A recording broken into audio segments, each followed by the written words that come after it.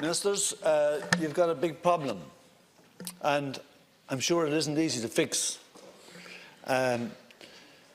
You're caught between a rock and a hard place. But the reason you are is because the issue of fairness and the issue of, I suppose, there's been a rise in inequality in most of the developed world over the last number of years, and the problem has grown. You're not going to solve the recruitment and retention issue with the nurses unless you pay them better. It's going to remain a problem. It won't go away. And they're most likely going to keep striking until they get what they see is a fair wage. And you can say that you can't break the public sector pay agreement, and that's understandable, but you know what? You're going to have to break it. And does it mean that the other people who think that they should get more and other strikes will follow and other claims will follow? It's a huge problem.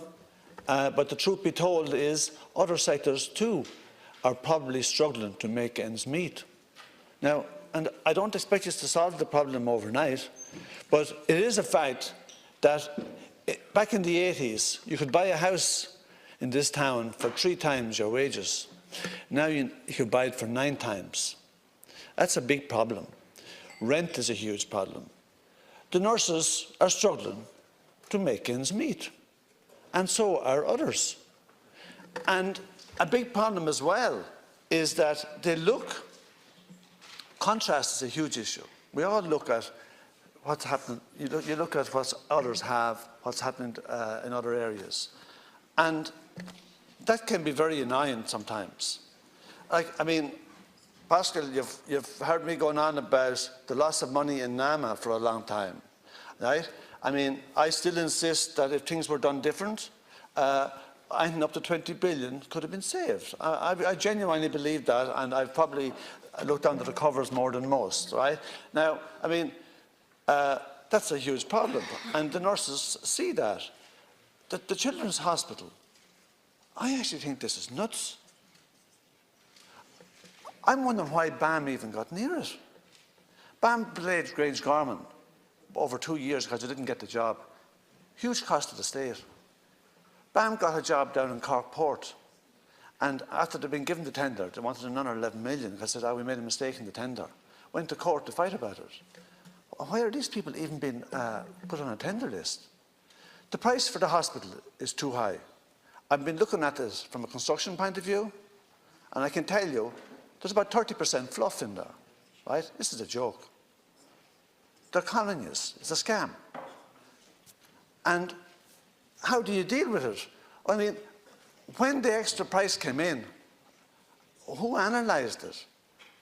Did someone go through every line of it and assess where all the extra costs came from? Because I haven't seen a good breakdown of it. I'd love to get a full breakdown of all the extra costs so that we could analyse it. And I don't see PwC, who've done plenty of work for BAM over the years, I don't see them as the entity to actually analyse it.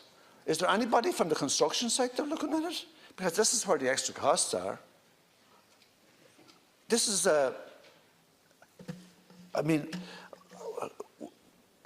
we seem to kind of almost turn a blind eye to these crazy prices that come in.